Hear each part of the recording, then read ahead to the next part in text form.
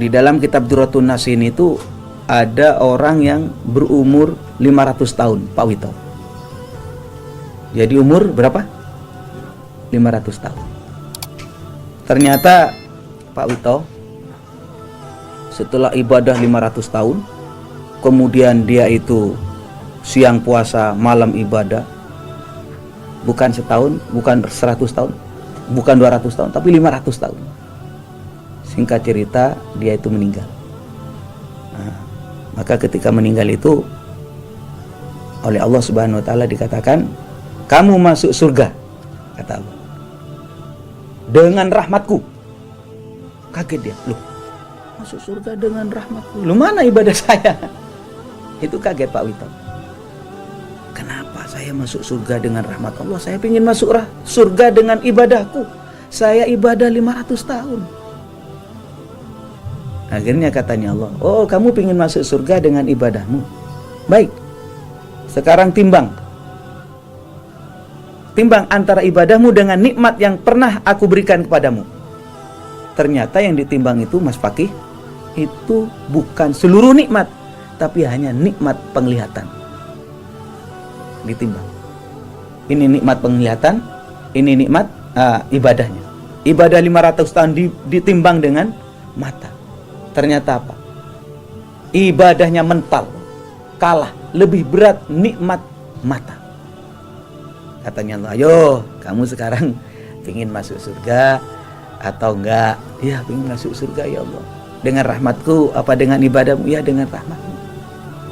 Nah, ini para jemaah sekalian, ini penting untuk disampaikan agar kita mempunyai sebuah keyakinan bahwa an-nafi wad-dhar, yang memberi manfaat, yang memberi bahaya adalah Allah. Yang memasukkan surga atau yang masukkan neraka, Allah. Yang masukkan surga bukan amal kita. Ini keyakinan Ahlus Sunnah wal Jamaah. Jadi jangan Anda itu berpikir bahwa ibadah saya bisa menyebabkan masuk surga. Tidak.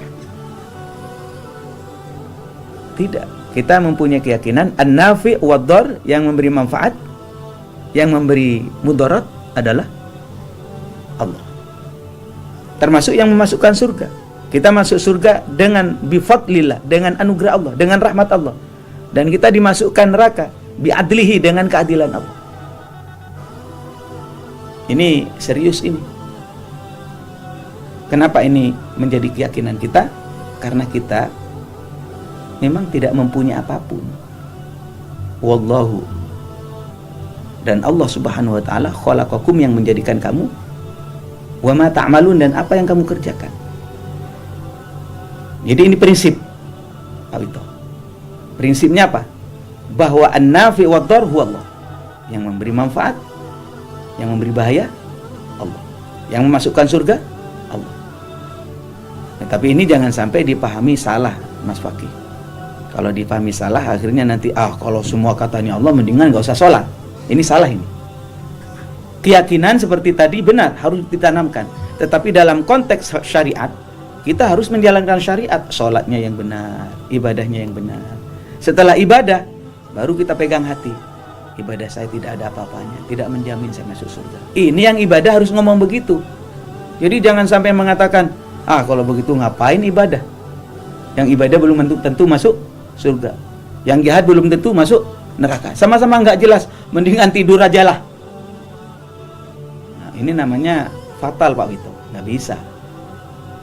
Keyakinan ada di dalam hati, tetapi dalam konteks syariat, kita jalankan syariat. Syariatnya gimana? Sholat. Syariatnya gimana? Puasa. Jalankan. Setelah saya sholat, setelah saya puasa, mau dimasukkan surga atau neraka, itu urusan Allah. Tapi Allah sudah janji, fa inna rahmatallahi qaribum minal muhsinin. Rahmatnya Allah itu dekat dengan orang yang berbuat baik. Kalau kita ini berbuat baik, ahli ibadah, insya Allah akan dimasukkan ke dalam surga. Karena Allah sudah janji Kak Pak Wito. Allah itu la yukhliful mi'ad. Allah itu tidak akan ingkar janji. Ini para pemirsa dimanapun saja berada.